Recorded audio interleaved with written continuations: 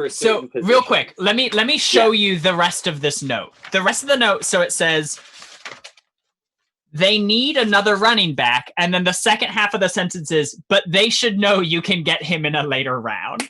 Because it's like, yes, they need another running back, but Aaron Jones, you know when they got him? 5th round. So it's like they have evidence that you don't need to spend a 2nd or a 3rd round pick on a running back. Yeah, dude. Yeah. So like we can start moving into the running back debate on this, because the Lions took DeAndre Swift with the 3rd pick of the 2nd round. Packers took AJ Dillon, I think is his name, with one of the last picks of the 2nd round. The 2nd round is too early to draft a running back. Yeah. Do you want to know which team did a really good job drafting a 2nd round running back? The Cleveland Browns. Baltimore. Oh yeah, sure. Okay. Well, we'll move on to that in a sec, because that's another angle of this story. So, a few years ago, there was a really deep running back class, much like this one. It was like Sony Michel, Nick Chubb, Kerryon Johnson, Darius Geis. Okay, the Rashad Penny. Okay, yeah. Far and away the best pick of all those players was Nick Chubb, and he's on the Browns, and he had a great season, and the Browns still sucked. That's the thing we need to realize when we talk about running backs. It's not that the running back's not going to be good. It's that even if you get a good running back, you can still It don't matter. Yeah. Saquon Barkley is one of the best players in the league, and he's on a team that still sucks. Adrian Peterson was one of the historically good running backs in the league. His team sometimes made it to the playoffs.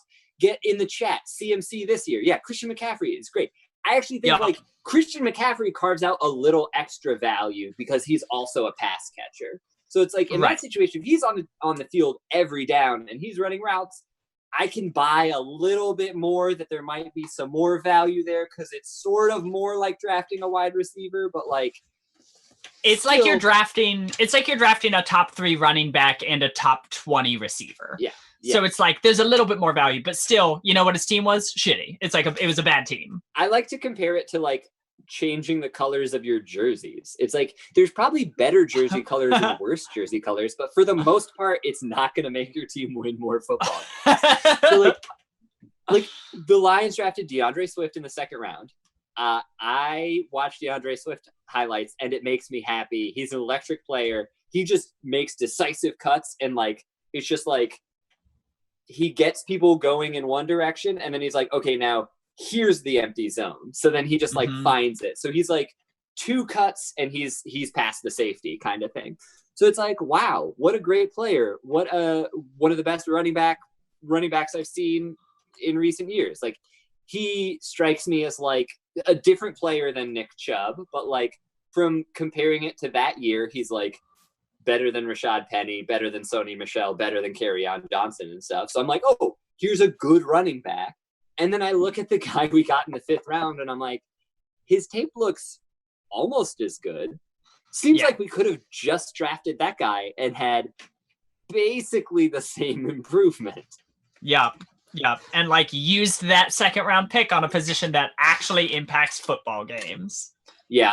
One of our fans said they were like, I'm glad I tuned in to watch you live stream the draft, because watching Andre's reaction to the Lions drafting a running back was worth the whole thing.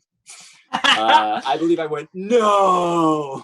Yeah. Shout out Ender Racine for the follow real quick. Shout out. Thanks, dog. Much appreciated. Really taking advantage of the chat function as well. Yeah. If you want to get in that chat, we will chat right back.